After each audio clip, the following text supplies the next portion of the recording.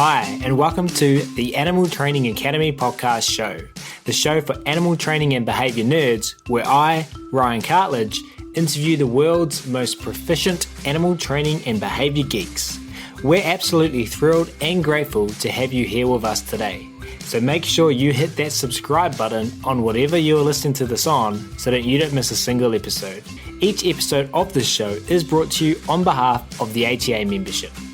And if you like the conversations in this episode, then you're invited to continue them with like-minded behaviour nerds within the membership area, which you can find out more about at www.animaltrainingacademy.com. You'll get access to twice monthly live web classes, the back catalogue of previous web class replays, plus a huge library of videos and projects to help problem solve your training challenges. Plus, we're a sociable bunch with an exclusive private Facebook group and forum areas.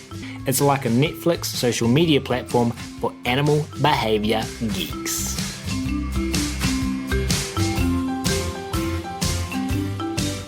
But we will start today's episode where we will be welcoming back to the show Melissa Millet. Melissa is the founder and head trainer of In Dogs We Trust, the Ultimutts and Ontario Animal Actors. As an animal expert, Melissa has been featured internationally and on programs on every major Canadian TV network, including Breakfast Television, Global News, CTV, Animal Planet, The Pet Network, and more. Melissa was the host of the Canadian television show Doggy House Calls and the spin-off series Doggy Diaries in cities across Canada. And Melissa is known internationally as an advanced trick trainer and performer with Ultimutts. Through Ontario Animal Actors, Melissa provides an elite service for animals in film and TV. Most notably, the team co-trained the cats for Stephen King's 2019 Pet Sematary, Crypto the Super Dog on Titans, worked on a 2019 Super Bowl commercial, and commercials for PetSmart, Tim Hortons, Duracell, Ford, Yoplait, and Gund. Past clients have included Paramount, Netflix, Warner Brothers, and more. So without further ado, it's my great pleasure to welcome back Melissa Millet, who is patiently waiting by again. Melissa, thank you so much for making even more time to come and hang out with us at Animal Training Academy. Oh, thank you so much for having me. You are very welcome. It's our pleasure. In part one, you and I had a lot of fun talking about your career so far, and you described to us, air quotes, normal day for when you're working on a film set. And also when doing this work and just in life in general, something that is really important for you, and I know something that will resonate with the audience of this podcast, and that is the emotional state of your animals when you're working on set. I haven't personally worked in the film industry. Still, I can imagine how stressful and demanding it must consistently be, working to someone else's schedule, constant change in sets, potentially scary things for your animals, directors and staff who have expectations and might not have the same priorities as you concerning your animal's emotional states.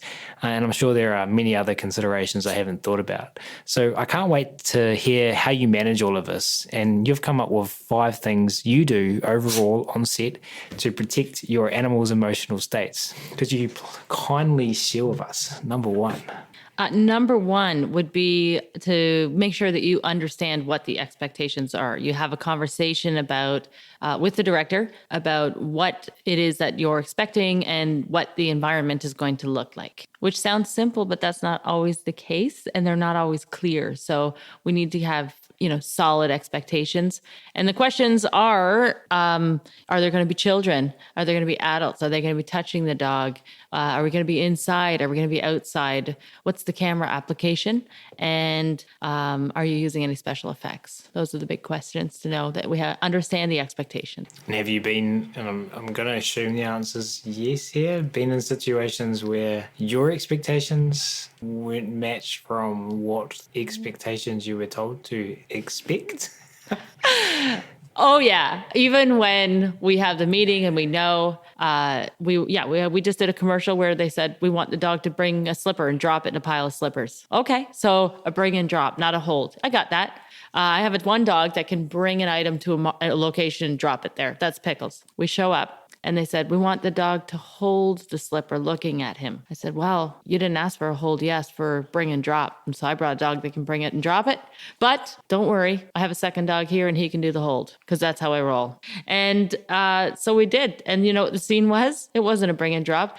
He had to hold the slipper and look at the actor who was behind a curtain, and I was behind the dog behind the camera. And he had to stay looking away from me, and then he pulled the camera across, and there it was. So, but yeah, we it was totally different. And they do not understand that in training, holding an item, looking away from you is very different than bringing and dropping. They just don't know, right? Right. So is that part of a challenge that you come across repetitively is the expectations are being set by people who I can have compassion for are probably under immense pressure as well from numerous bosses and constantly changing situations in their movie sets. But that's paired with not understanding about how training works. So would I be correct in assuming that that is a common thread that you find? Oh, yeah. Yeah. No, and they always change it because they don't really know until they set up the shot, you know? So that's what they thought was going to happen. But really, when they set it up, they didn't like the look of that. So they changed the angle, and the angle didn't allow for that kind of space. So they often don't know.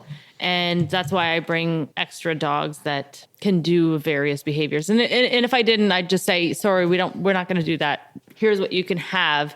You're going to have to think of something else. But yeah, a lot of times we show up, and I've showed up to a set and they'd say, we need the dog. Okay, first of all, they're going to look in this direction. Everybody's going to be looking this way. So-and-so is going to walk over here. Then the dog's going to turn this way with them, and then they're all going to walk over here. And I'm like, well, how's the dog supposed to know that? Did you think he was psychic? That's not really realistic. Now, I want to give this an interesting piece as well. When a director shoots, they always want to shoot a wide first, because then they can see what's going to happen, and then they break it down into pieces, right? So a dog is expected to be in a wide, which is the big thing, the whole shot far away. And then the dog is going to do the pieces. So and there's no, you don't have a say in that. So one day we were working with a minor and they shot the wide last. So think about this from an animal training perspective. They actually shot this piece, this piece, this piece. And then at the end, they put it together in the wide. And obviously the dog was significantly better at understanding because he was shown in pieces. And when you're doing a shot like this, so let's go with the dog who has to hold a slipper, standing with their back to you, facing a curtain with a human being behind it. Yes. Well, is there a typical number of repetitions that you would have to do, or you expect to do for a behavior like that? How long does it take to get the shot? Like they're going to want 25, 30 repetitions. 6. They're going to want more than your dog is going to want to do. So as I'm working the dog, I only work dogs that have a lot of stamina. You know, young dog, they get bored, right? I have a dog that's 7 years old. And if I know that's going to be a lot of repetition, I'm like, you get Pickles. Pickles is not going to get tired. Sometimes the actor comes over to say hi to Pickles, and Pickles is like, get away from me, I'm working. And I really have to give him some treats because, you know, and she'll look like she's engaging with him.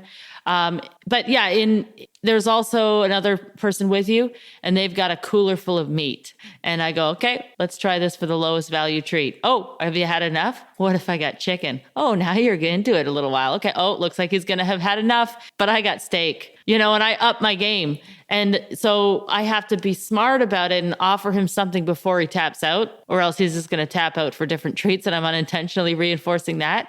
But usually he's just so excited for the next. And then when you're reaching your end of your meats, or it looks like he's had enough and he's not going to care, you say to the director, you're going to get 2 more takes. So make sure you know for sure what you want. Dog's going to be over it. And when he's over it, he's over it. Sorry. And then that's the case. But you have to go in with a working dog that loves to work, because you don't want a dog that's over it in 5. You gotta do at least 20, you know, And if you don't, then you shouldn't be pitching that dog. And so if you look at my website versus other people's website, you'll see that I have a very small amount of dogs on my website because I have a very specific rule. I do not represent pets. And that's not against anything for pets, but it's just they're not right for film. And when we get a pet on set and they're not a working dog, I mean working dog to me could be a dog that does obedience, shows, sports, or belongs to a trainer that works them, that works with their dog a lot in a lot of different environments, then it's going to be stressful to the dog. But when you take dogs like mine that have been all over the country performing, they show up and they're jazzed and ready and they don't care that everybody's staring at them and they're good for the repetition. I imagine that makes it challenging to make a decision about adding to your team in terms of dogs or cats. How do you go about saying, okay, I see space for another team member here. I'm going to source a team member. What would be your process to determine stamina?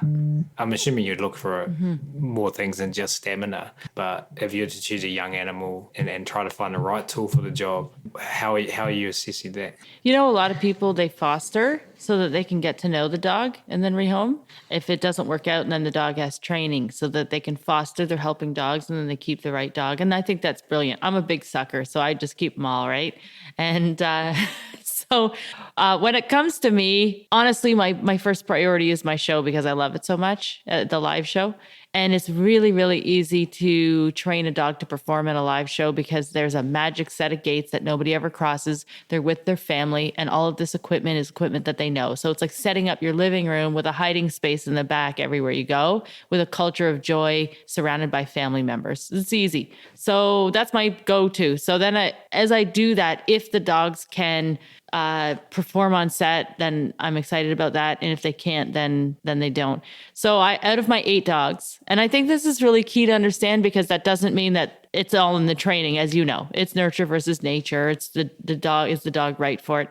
So Pickles is by far our best performer. She doesn't get scared. She doesn't care to chase small animals. She never gets tired. She's extremely focused. She works for other people. Her confidence is through the roof. So we did a Marshall's commercial in a downtown park in Toronto where I personally got crapped on by 3 pigeons. There were so many pigeons everywhere. There was dogs everywhere. There was people in crowds. And I said, you get Pickles. So you want us to do that commercial? You're going to do that commercial with Pickles or these 3 other dogs that I think can do it, right? Because you got to give them 5 options. But we're like, really, at the end of the day, this is a job for Pickles. Anyway, Jelly Bean is phenomenal on set. Snickers is phenomenal on set because cattle dogs that are friendly, imagine, they love to work nonstop and they'll do as many repetitions. They don't care. And they don't get spooked. They don't care if they're wrong.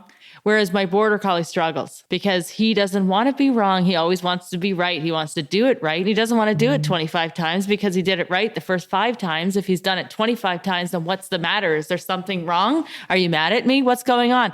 And then he starts to overthink and he's too sensitive. But if he wasn't my dog, I wouldn't submit him at all. But I can bring him along with my other dogs. I bring a backup dog, I bring Twizzler, and I work Twizzler on a set so it becomes normal.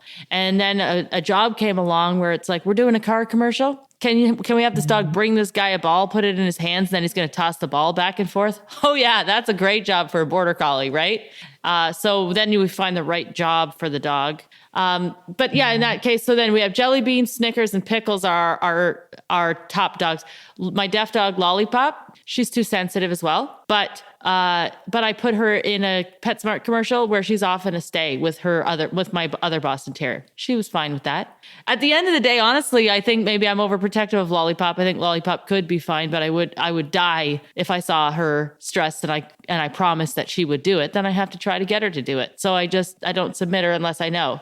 My dog Popcorn, I overprotect her too. She's done a Duracell commercial. She's done other things. She's done great, but she doesn't like to be held by people. So I think at the end of the day, I just submit dogs that I'm pretty confident about. And I only submit them for special jobs that I think they can do that are suited to them because they're mine and I know they're working dogs. But if it was other people's dogs, I would only want really, really confident dogs. Man, I really enjoyed talking about my dogs. Can we talk about my dogs more? God, I love them.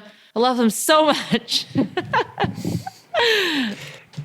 What do you Pickles sounds absolutely amazing. And I'm assuming Pickles goes everywhere with you. You know, Pickles, like when she was, I just wanted you to like imagine this kind of situation. Cause if you've ever been on a set, there's people everywhere and it's super weird. So, you know, it's really, really quiet. Everybody's frozen. And all of a sudden the attention's on the animal and this world comes alive. And then the director goes, cut. And then this silent world comes alive. And it is weird.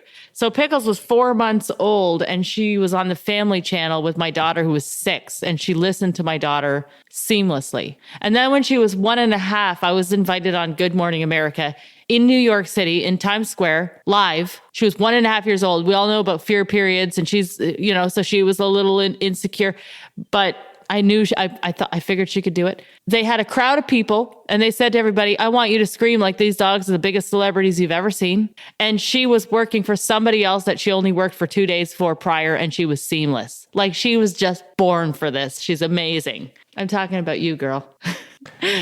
It's pretty epic. Is that Good Morning America episode scene? Is that available on YouTube? Or? Yeah, it's you would look it up. It would be the GMA Paralympics. Paw Olympics, like dog paw? Yeah, like PAWLYMPICS. What is it? What are the paw Olympics? The Paralympics. It was they had 2 dogs every day. Ours was the trick segment, and they had agility, and they had something else. And so they were having dogs compete against each other. And they called me up and they said, look, we're looking for some trick dogs for a segment. Can you send us what you've got?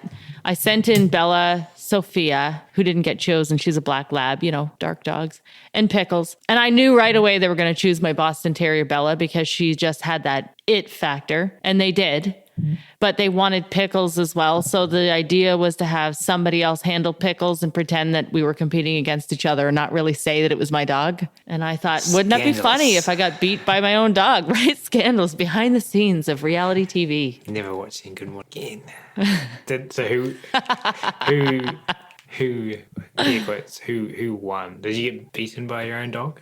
No, Bella won. She always wins. She just had that fire, you know, that energy, that spark, that they did an audience applause and she won. But she had better tricks. Pickles was just 1.5 years. She pushed a shopping cart, slam dunked a ball, and I can't remember what the other one was. Rematch. Rematch. Well, interesting enough, like Pickles had both her knees done. She had luxating patellas. And when we talk about like choosing the right dog for you, I told you I'm a big sucker. Like I would never go, okay, Pickles, you know, your conformation isn't right for a trick show. I just go, well, I love you and I'm going to find things that you can do, you know? So I just, at that time when I found out about her knees, I just catered all her tricks to her and she's still a crowd favorite. I don't know her and I love her. Sounds wonderful. Now, she's everyone's favorite. So just going back a little bit, you're on set. You've got some chicken, given the chicken. You see the motivation start to potentially dwindle. Oh, you pull out the steak. And you said you got to be careful of not learning to train you to just bring out the better treats faster. How do you manage that? And this is this is what I loved about Susan's presentation, talking about data and writing, because I do go by my gut. And it is something that we always talk about. We need to write this down, you know? So how can I explain to other people that are working for me when to watch for that? But I watch when they start to, when they are maybe performing it a pinch slower, or they're not as returning to the start line, the original location so quickly, or I can see that they're starting to look around, you know? And then I think, okay, we're gonna lose you here. We got to kick things up a notch in terms of the value of the reinforcer. But have you found times when you've kind of been going for a while with an individual, a dog or cat or whatever species you're working with, and you've gone, hang on, this animal's learned these behaviors to get the steak quicker? No, never backfired on me yet, but because you said so, it's going to. You just cursed me. No, it hasn't actually backfired on me yet. Because number 2 of our 5 top is choose the right animals. And because I know how to choose the right animal, I always look at and this is maybe something that's happened over the 10 years, is being a live show performer with so many animals. I'm a coach and I got to put the right dog in for the right job. So usually when I'm there, they're pretty jazzed to do it again and again. So I haven't, and I pull the treat out. I think I'm probably pulling the treat out early enough that they're not making that. But I think my cats do have me though. My cats, my Bengal cat, she's very particular. Like she wants what she wants in terms of treats. So but I don't even think I can start at a lower value. I think she's like, I'm here and I know this place produces chicken. So bring on the chicken, baby. So. And what other reinforcers do you utilize alongside the food? Do you rely solely on food, or and I'm assuming every individual is different. What other motivators, reinforcers do you use? I like to use food mostly because food kind of brings about a calmer mental state where they can concentrate. And most of the behaviors in film are meant to replicate normal and natural behaviors. So Jelly Bean is more popular than Snickers because Jelly Bean is the dog that is calm and he's a thinker. And Snickers is always joyful and his tail's always wagging. So he can't really pull off various emotions. Like I can bring Jelly Bean up. But so when we pull out toys, we don't always want that excitement level. But I do use toys in between takes because it's boring, right? There's a lot of repetition. It's boring. So we worked out in teams. So I'll have Pepsi, for example. And like I told you, he started out as a soft or timid dog, and I built his confidence. So in that case, though, when you allow, or when not allow, of course they can do it, but when the dog has the opportunity to start looking around and thinking is when he starts to think, what's that funny looking light over there? That person looks sort of weird. And that's where I find that a nervous dog might become a little more nervous or might get spooked. So for Pepsi, we teach them the task to focus on exactly what's going to happen on set. Then they call cut. Somebody else goes and listens to the director, and I'm over here playing ball, throwing the toy, making it fun, building him back up so he stays engaged. And then it's time to do it again. Great. I take him over, I retrain him. And then I hand the treat to the director, I tell the actor, and then I walk away and the dog performs the action again. That was in the early days. In the later days, at that time we would have another dog just lie around and sit there because he could look around. He didn't care. There's always doubles in a big series. But later on, Pepsi, he was able to sit there, look around, lie down, fall asleep. He fell asleep on set one time and we were like, yes, like that is success, to take a timid dog and put him on a dark action series full of superheroes fighting each other and get him to the point where he can fall asleep on the set in a room of 150 people. That's something I'm going to celebrate, even if it wasn't wanted. Yeah. Then I would wake him up if it wasn't wanted, but yeah. That's impressive and exciting, and I'm totally celebrating that with you. And you said there that one of the things you had to do was hand the treat to the actors. So is it frequent that you're not the person delivering the food item? Yeah, like if I was to sum up set for everybody, it would be the complex. It's not the most complex of behaviors always. It's a stay, it's a hitting a mark, and that can be complex. But it's not, it's not handstands and backflips, right? But the complexity of set really lies in the weird environments, like I was saying, but it lies in the fact that you're not cueing your dog. And you're not, in many cases, not in the case of this TV series, but in many cases, you're giving your dog over to listen to somebody who has never had a dog or trained a dog. And you have maybe a 15-minute acclimation, half an hour tops, but sometimes about 2 minutes to teach them what to do. And in that case, I give treats to them, or I pretend I gave them a treat when I didn't. Because if the animal is really trained, I'll give them a pretend treat that I didn't give them.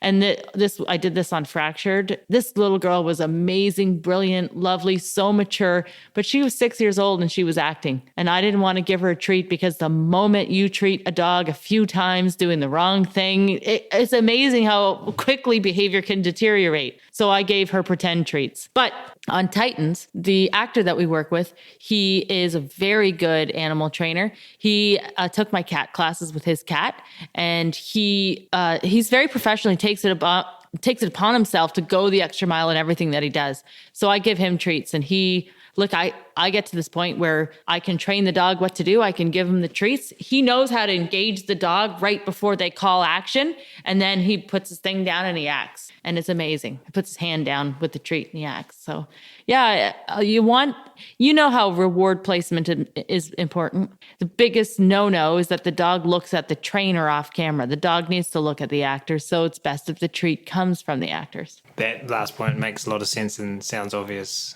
now that you say it. I'm like, it feels silly that I'm just joking. So number one, going back to number one, you said make sure you understand what your expectations are. I'm assuming there's been times where expectations were, for example, let's talk about stamina. Expectations on stamina might have been higher than the animal was capable of doing, or more importantly, you were willing to push the animal to do. But the priorities of those wanting things to happen might not have matched yours. And I imagine there's times where those conversations could get uncomfortable, or maybe. Yeah, no, I mean, I think so, but I paired with an animal coordinator early, and I want to give that advice to anybody who wants to do it. You need to connect with an animal coordinator. A person who has not a lot of set experience should never take an animal to set on their own, because that's where it could become a stressor. You need to pair with an animal coordinator that has no problem making those claims, and making them aware. Because I can say this like in a way that this is to help you out. Hey, listen, once we burn out the dog, we're not going to get it anyway, and you're wasting your time. And they don't have time to waste, right? They don't have time to do it again and again, hoping that the dog does it. As long as they get it, then they move on. So I think it boils down to your experience on set. Have I been in situations where we've asked more of the animal than we could get of them? I can't remember too many where it was a commercial because I set expectations. Where I think it was in my earlier career, I didn't understand enough about set, and I did bring some pet dogs a couple times, and they just didn't want to do it. And I had to try to find a way to get them to do it. And I was like, I'm not doing this again. This is not ethical. And that's where I would not have pet dogs again. But I've had lots of situations where I didn't think that they would have a lot of stamina. I actually brought Tonic, my cat, to a commercial, and I think he worked for a few hours. I said, you're going to get maybe an hour and a half out of this cat. And he just kept going and going and going. So we called this cat he's like an animal. I had another situation with my red heeler. He did a feature for Paramount, and I got a backup. And I said, look, you have a really great dog. I'm going to be straight up from you right from the start. I'm going to bring your dog as a bench warmer. My dog is never going to get tired. And there was one time I thought he was going to get tired, and he bit a bee out of the air and shook his head. And we're like, okay, we're done. And then I brought out the other dog, and he was telling me like my dog looked like he was ready to go. I said, actually, we're going to use him. And then he bit another bee out of the air, and he still finished the shot. Like, he's an animal. But when I did America's Got Talent, they wanted to do those warm-up interviews. They did so many interviews with my cat, and I didn't know about that. I didn't set that expectation, that I just called it and I said, I'm taking the cat home. Sorry, she's cooked. She got nothing left. I'm not going to push her this hard. So you got one more interview, and that's all you got. And then I'm out of here. So decide which one you want it to be, because that's all you're going to get. And I don't have any qualms about that. I love them so much that I don't care if they hate me. As long as you love me, Pickles. I did not know that an animal coordinator, like, that's a profession. So your animal coordinator's job is to be an animal coordinator for you and other people, or literally his job is to be your animal coordinator. Yeah. So there's an animal coordinator's job is like that's your person who's going to negotiate the contract, get all the information for you in advance. They're going to show up at set with you, and they're going to tell you where to park. It's all very confusing, right? Because when you show up at set, it's like there's no desk, there's no office. It's just a bunch of people in walkies, and you don't know who to talk to. So The animal coordinator will tell you where to park. He'll get you a quiet room or place to park that's nearby so your dog has a place to rest. That's a big thing that people don't realize, how much stimulation. And if you don't have a place for your dog to rest, you're going to burn your dog out on all the stimulation, right? And then he's going to set up expectations with the director, give you the expectations in terms of behavior, and he's going to advocate for your dog if he's a good animal coordinator. Of course, there are people who are good and bad in every industry, and some will look at your dog as a prop to push. Almost all of the large ones, almost all of the sets that we work on, there's an American Humane Association or MAPS, Movie Animal Protection Services, rep on set, and they oversee the animals as well. And that is really interesting because I did a shoot with Pickles and they wanted to do leaf blowers and leaf interface. And I said to the MAPS rep, we're not doing that to Pickles. So if you don't mind, can you go be the one? So I guess I don't care, but if I can send the MAPS rep and remain neutral, then I do. But anyway, overall, animal coordinator is like your agent and your tour guide. And the way that I work at Ontario Animal Actors is the animal coordinator is my business partner. So I'm sort of an agent. So he manages set and I'm the one with the experience in animals that knows how to choose the right dog. That makes sense. I didn't know about that. I've been offered filming jobs here in New Zealand, and I just said no because I don't have the time to do it to the level I want to, and I would worry that would be very detrimental for everyone involved. But I know that there's members of our community who are. I know there's one right now who's training their first animal for a production, a TV show. So I'm not sure if they have a animal coordinator. So I think that's really valuable information to share. Thank you for that. Number 2 was, I'm going to call it, and this is what we used to say when I did bird shows. I got it off US-based trainer Steve Martin, choosing the right tool for the job. Or you said choosing the right animal. What's number 3?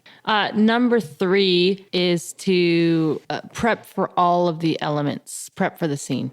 So I would never say my dog knows how to do that because the way that you train it at home is not what it's going to be for the shot, right? So let's say Pickles is going to retrieve a shoe and drop it on a pile. Let's say that was actually it. Well, that you practicing retrieving a shoe to a pile is not what it's going to look like when you get there. It's going to be a bunch of people standing around. There's going to be a camera interface. So you're going to add these elements in and you're going to recreate. She's going to do it 15 times. So you're going to build up her stamina to do it. So it's not just 5 times in a row. And you're going to do it 15 feet away from your dog, and then what I do is I do my prep work and then I tell them where I landed, So for example, I did a commercial where Snickers had to cover his eyes, cover like with his paw, cover his nose, and they wanted it lying down. I said, I can do it seated at 5 feet away. I can do it lying down at 2, but I cued him to do that with an elastic, not tight, but elastic around his head. I need to bring that original cue back. If you want him to do it lying down, this is what I have to offer you. You let me know which one you want. But that's as far as I could get in training. So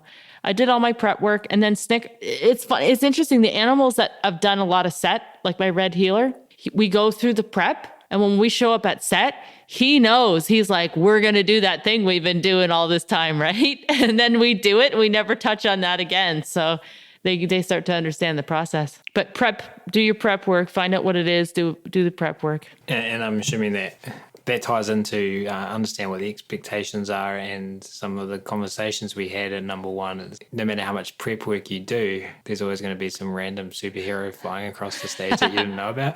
Oh, yeah. But then you can go back and you can, do your homework right before, like, hey, what's different? What's going to happen? And then, oh, that's not going to happen. Here's what I can give you. But yeah, they always change it on you.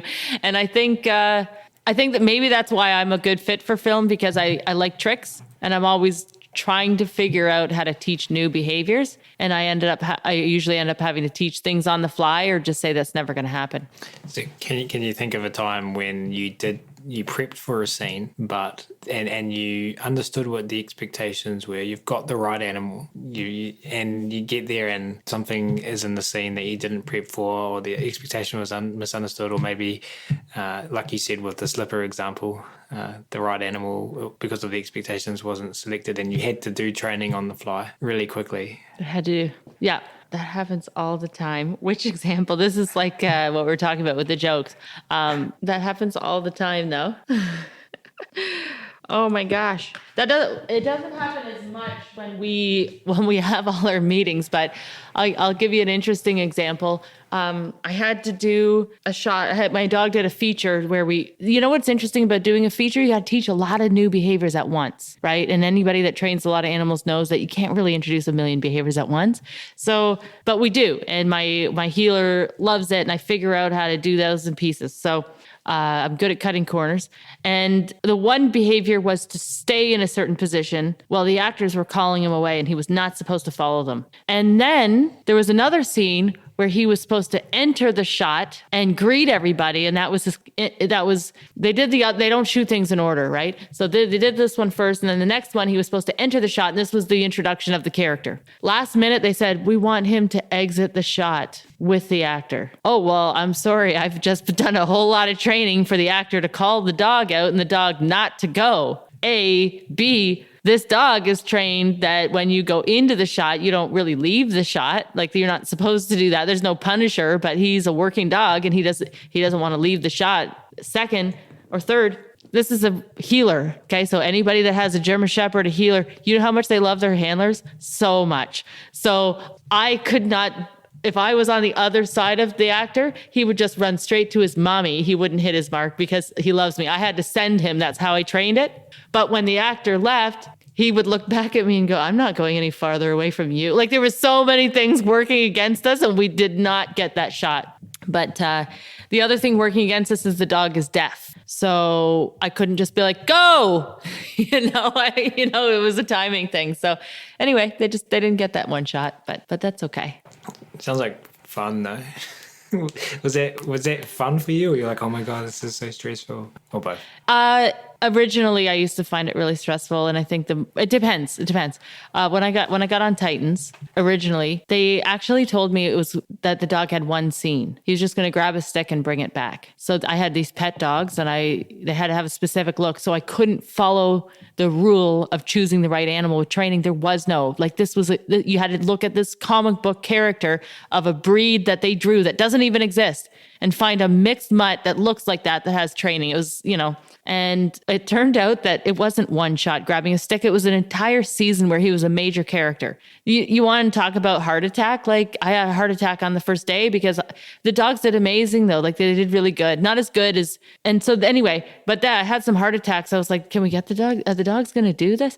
And then when I go with my dog, my red healer, I'm like, oh yeah, like, I know this dog inside and out. I know what he's going to do. I know what can trigger him. I know how many takes he's going to do. Like, I've had so much time working with this dog. I just feel like I walk in and I know we're going to nail it. But yeah, I do. I get stressed because I'm a perfectionist. Like, I did this one shot with my red healer, and when you first start working film and you have that kind of pressure, first couple times your dog is like, what is wrong with you? Like, is there a problem? Are we unsafe? Like, why are you feeling so much pressure? And they could feel a little bit of that, and you kind of work through and you pretend like you're fine. But when you have a movie dog that does a few shots, I feel like my red healer gets to the point where we're like, sometimes we do this thing that I find fun and you get weird. And I don't know why you're getting weird, but it doesn't bother me anymore. And so that's the case where they get to. And we did this one shot where he was supposed to do something. I can't remember exactly what it was. Without a cue from the actor, he couldn't hear me, so I couldn't shout cues at him because he's deaf. And she was, doing this action. He was supposed to just be patterned to know how to respond. And we had to do it a bunch of times, but he wasn't doing it like I knew he could do it. He was doing okay. He wasn't doing and I went over and I sat with him like we didn't do a good job. And I was petting him like, I still love you, buddy.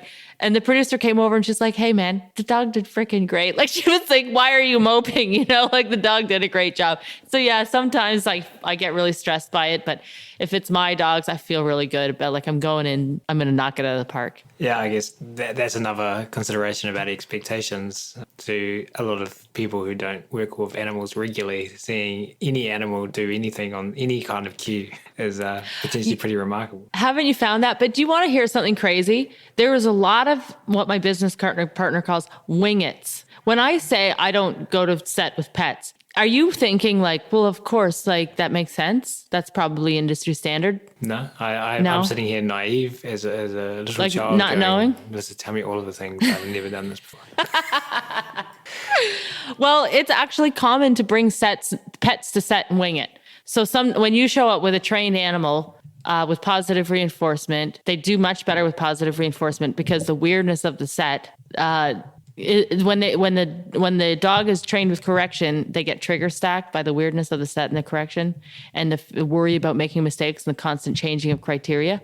So positive reinforcement animals, in my opinion, do far superior. But yeah, when you show up with trained animals, they're like, what? Like trained cats on Pet Sematary, they thought we were going to just wing it. I was like, what? They think we're going to wing it with all the money in the world to find trainers? So it happens that they wing it. It was a surprise to me. Yeah, that's cool. Hey, looking at the time, what's number 4? More? Oh, 4. Okay. Manage the environment when you show up. So managing the environment means you show the dog what the camera application is going to be. You show the dog, when you show up, you're like this. Okay, when I pull Pepsi out of his crate, I want everybody don't move. Okay, so everybody stay where you are. I'm going to train the dog. My team and I are going to be the actors, and we're going to show him with people that he knows and loves what's going to happen with our training team.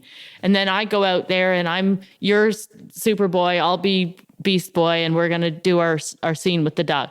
And then we bring in the actor, and he's, oh, sorry, not yet. We're the actors. Can you take that camera? Can you show us the camera application? I want him to see what that looks like. Great. What else is going? What are you guys doing over here? Can you do that? And I'm going to stay with him so he sees it. Okay, I like that. All right, now we're going to bring in the actor, and he's going to train the dog. And once he's got it, then we're ready to shoot. But once we shoot, because this is a dark action series, he doesn't know other people.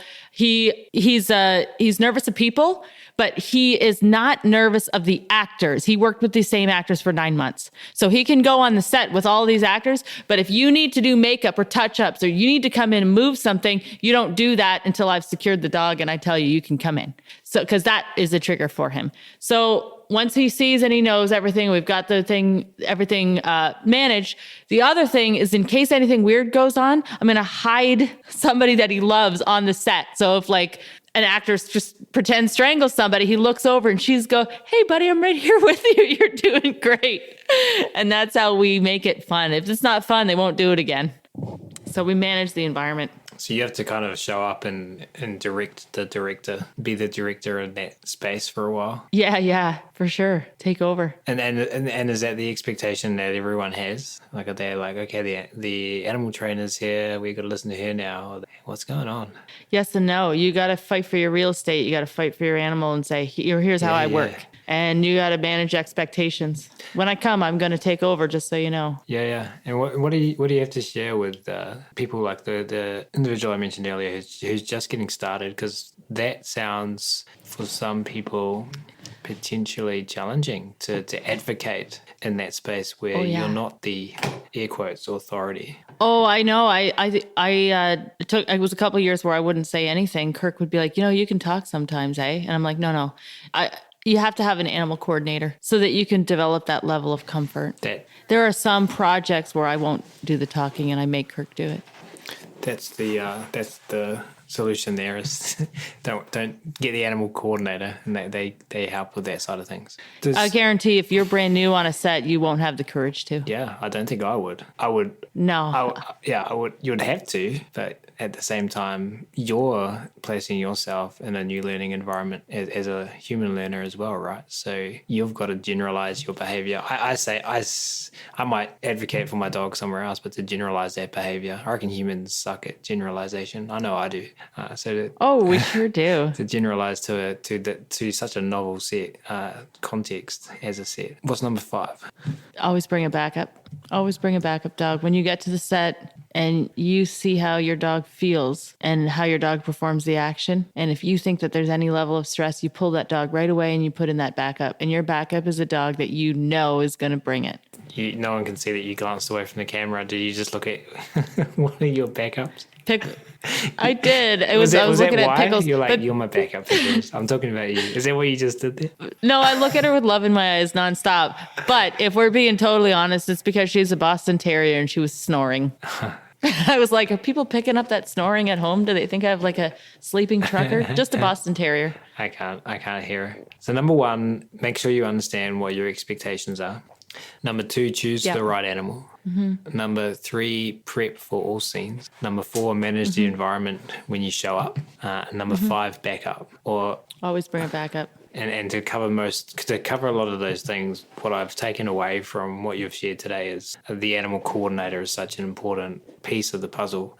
For those who are just starting out or are relatively new, is that obviously that's something you've got to budget for and have the resources to do. Is that always an option for people getting started, do you think? Or is there some situations where you might find yourself on a set without the resources to have that kind of assistant? So a major production won't hire you without a coordinator. Like a good production, they work with a coordinator because they don't want to waste time with somebody that doesn't know, because then they have too much money on the line. And so it actually is the opposite, where you wouldn't get hired without a coordinator. So if you want to work at a higher level, then you would find a coordinator to find you jobs. But a smaller production will try to get people's pets because they can't afford a coordinator. And those I would, unless your dog is super solid, you can take it to the bank in most locations. I would just pass on those. If it were commercials or actual filming, photo shoots are relatively easy because you can take all the breaks that you want. Yeah, it's good advice, and I'm assuming challenging for some people who are like, but I really want to do the thing, but I don't have an animal coordinator. I did a small time movie, or I did a Hallmark movie without an animal coordinator, and I didn't know where to go. I didn't know where to park. I didn't know who was doing what. Stressful. Didn't know how to find lunch. I just about died, and I said I would never do it again. And when my animal coordinator called me to do this, I said, no, I hate it. But it's a totally different experience working with a coordinator. So wait, your animal coordinator reached out to you? Yeah. You know what? You want to hear something funny? You need my service? That type of thing? No, he needed a cat trainer. Oh, he needed a cat trainer for his personal cat or for a movie? No, our first project that we submitted for was Sabrina the Teenage Witch, The Chilling Adventures of Sabrina the Teenage Witch. And he needed to train Salem. And so we were putting in a budget or submitting a budget to train the cats. And then I would be the cat trainer for the show, or train the cats and show the other trainers how to get started on the cats. And I said, okay, I'll do just this one. And then he came back and he asked me about Pet Sematary. And I said, look, I really don't want to be in the movie industry. And he asked me 5 times. And I said yes on the 5th time. But I said straight up, no, I'm not really. I didn't like it when I did it before. No, thanks. But you've completely changed your mind since then, right? This is... Well, I did it. And he said that he'd never seen animals like mine in 30 years, and that he'd never seen anybody manage the animal's emotional state. Because to me, and I'm sure you know this, if you're scared, if you're stressed, you can't concentrate, you can't perform. Totally. So the first thing that you have to do is make sure that they feel good and they're having fun. And so the way that I do that is I'm so... like every piece, like in Pet Sematary, the cats had to be colored, right? They had to have egg whites all over their body because they had to look like they were dead. So we did 2 months of conditioning to teach the cats that bathing and makeup was cool. And then when we would actually be there, I'd be like, you're not coloring my cats unless I'm eyeballs on them, because if you stress my cats in the coloration process, you hand me a stressed cat, we're finished, and I'm going to look like a fool in front of everybody. So I understood all the elements, every last element, like that would be my piece, is the training. And then Kirk would say, there's no talking, there's no moving. He would negotiate time to show the cats the location. So yeah, it was just about managing all of their stress. And then when I started doing that, and he saw the level of success that you can have when you make the training fun, when you make them help them feel safe, when you manage all of their triggers so that, like for example, my red heeler can be reactive to other dogs, and I work on it continuously. I didn't have him around any dogs before he shot the movie. I took away all additional stress. So yeah, it was just, he asked me to be his business partner after that. Well, so you guys are business partners now. Yeah, now I'm in deep. So he already had a business, Ontario Animal Actors, or did you guys start that together? No, we started that together. But it even gets... Sorry, go on, you go. Go ahead. Then you go. It gets even more interesting, actually, right before Pet Sematary, when I was saying that I wasn't going to do it. He, or was it before? He called me up and he said, look, I'm going to do a movie down in Toronto. And I got 2 Bernese Mountain Dogs coming. I'm not sure if they're the right ones. Do you have any Bernese Mountain Dog? I need some beautiful Bernese Mountain Dogs. And I'm competitive. So like, even though I had said no, I didn't want to do it. I thought, oh, I got 2 great Bernese Mountain Dogs. I love the challenge. I showed up with these. God, they were stunning. They looked like fluffy teddy bears, and that they just walked off a runway of a show. They were just the most beautiful dogs. So I show up with them, and the production was to choose which ones they wanted. So we go in, and Kurt Russell walks up to us and he goes, these ones. And then 2 hours later, Goldie Hawn came in, and they're cuddling the dogs and hanging out. And I'm just like gum on the bottom of the shoe off to the side. But I'm thinking, this is cool. You know, it was like Christmas Chronicles. And that was the first time I was like, okay, this is cool. This is how I met Will Smith. I see the connection now. Yeah, I was like, okay, maybe this will lead me to Will Smith. And that's why you started your business. I love it. And that's a great way to end up this second episode. Nearly ended up saying that's your animals are different than what he's experienced in his 30-year career. And I'm assuming from my understanding of some of the things you talked about and some of the other ways that people engage with their animals and the tools they use on sets, he's seen a significant contrast. So that's a great way to end that part, I think, and a great segue into our last question for you, Melissa, and that is, what do you want to see happen over the next 5 to 10 years? We normally frame this question as asking you what you want to see happen in the animal training world, but if you want to narrow it down, and I would like to make a suggestion that I think it would be valuable for our listeners. What do you want to see happen in the next 5 to 10 years in the film industry worldwide? I don't know how connected you are with how things are done in other countries, so feel free to just comment on your local region if that's more suitable for this question.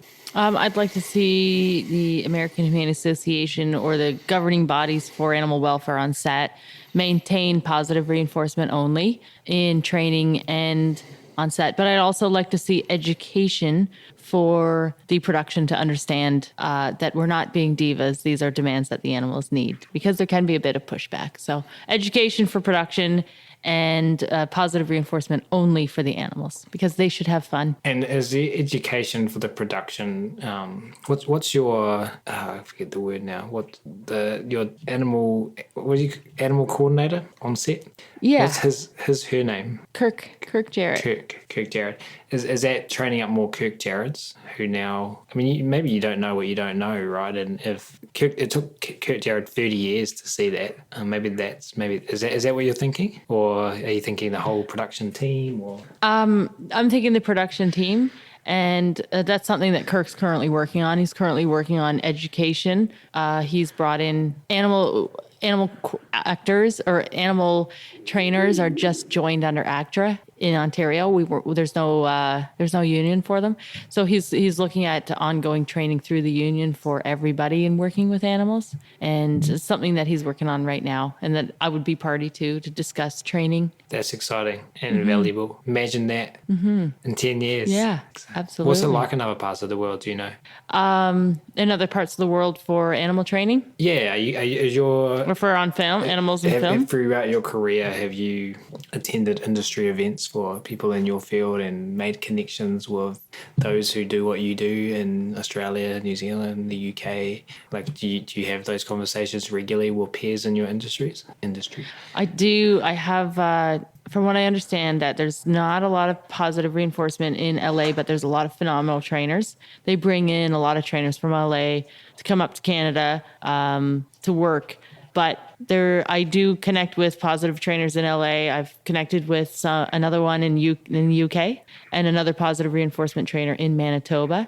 There's a lot of secrets in the industry. And one of the things I really like about what you do and ClickerExpo and positive reinforcement is that it's the mindset of, if we share what we know, we are making lives better for animals.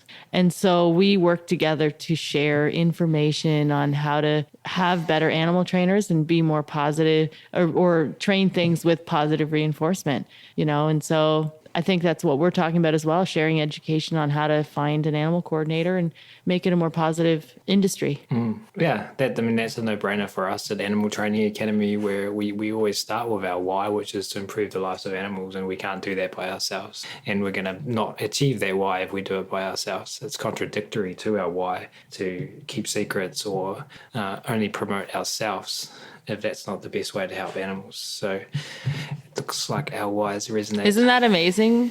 Isn't that an amazing way to look at things? Like it is amazing, and then it's also like it just seems so obvious, but it's not. That's unfortunately the reality. I think because there's multiple motivators and reinforcers for anyone in business, and money is obviously when looking at things through the lens of business, something to consider, and so it's having clarity over what lens you're looking at business through. Mm-hmm. Well, in the movie business, it's all about secrets, showbiz secrets, right? Yeah. But a lot of people are getting into it, and it is important to know just, the 5 things that we discussed on animals in film and animal welfare, and knowing to, for people to know to work with an animal coordinator and to prep for all the elements, including the camera, just the simplest thing, because sliding a camera towards an animal could be a deal breaker and it could be really weird, right? But the difference between prepping the camera is the difference between my success and somebody else's success, because if the dog gets scared and won't work, then that means that they're not going to perform, right?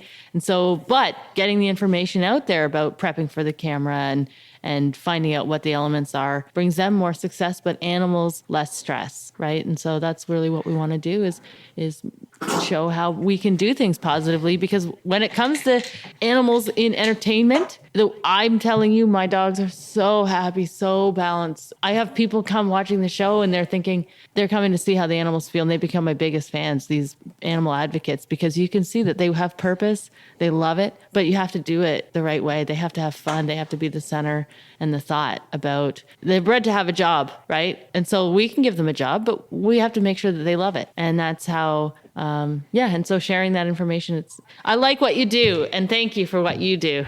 I was thinking Ryan, the same. good job. I was feeling gratitude for what you do. So we were on the same path there, heading towards the end of this episode. Grateful for what you do and your grateful for what you've done with your life and your life's work, and grateful to you. Good. Well, if I could say one more thing too before we finish, is that I just did a horror film with my red heeler, and I did get permission to share that it is the next Pet Sematary. It's going to be on Paramount Plus, and that my red heeler is going to be the evil dog in Pet Sematary. I will say that I did get production to hire Ken Ramirez to oversee what I was doing, which was really, really neat. And I had a big meeting with production, and I said, before I accept this contract, I'm just going to be really clear on something. This is my dog, and I love him, and this is a big performance dog for me. There will be no aggression towards the dog. There'll be no real aggression from the dog. There'll be nothing that makes him uncomfortable. It's all going to be dog-centered around him. So we're going to see... because typically what used to happen is called a bone snarl, where they tie the dog up and they antagonize him to get him to resource guard to snarl. And that movie is to show that we can do these things by clicker training, a mouth closed, head down, eyes up, scary looks, without using anything negative, with a dog that loved it. So I'm dying to see this movie, because I'm like, I talked a big game. He better look scary. Wow, that is cool. That is exciting. I'm looking forward very much to watching it, and love to hear about the collaborations involved in putting that together. So thank you for sharing that. I think our audience will be excited as well. I know. Just before we do officially wrap up, though, I know we mentioned this towards the start of the episode, but can you just remind not the start of this episode, we mentioned it somewhere in episode 1. Can you remind everyone listening where they can go to find out more about you and get in touch? Yeah, so the movie business is Ontario Animal Actors, and you could do Ontario Animal Actors on Instagram or Facebook or .com. The Ultimutts is my beloved passion. It's _Ultimutts on Instagram. ULTIMUTTS. .ca is the website. And then if you wanted to check out the pet family training, it's In Dogs We Trust.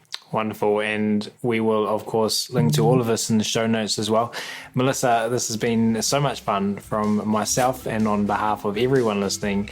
We really appreciate you taking the time to come on the show today. Thank you so much.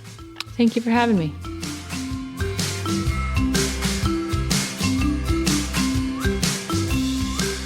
We do, of course, really appreciate all of you tuning in today as well. And if you have enjoyed this episode and you were interested in carrying on the conversation about working with our animals in the most positive, funnest, choice-rich ways, then as mentioned at the start of this episode, the Animal Training Academy community is waiting for you. Head on over to www.animaltrainingacademy.com and click on the membership button in the main menu to learn more about what members are describing as the Netflix social media platform for behaviour geeks. That's it for this episode though. We're going to wrap it up there. Thanks again so much everyone for listening. You'll hear from us again soon.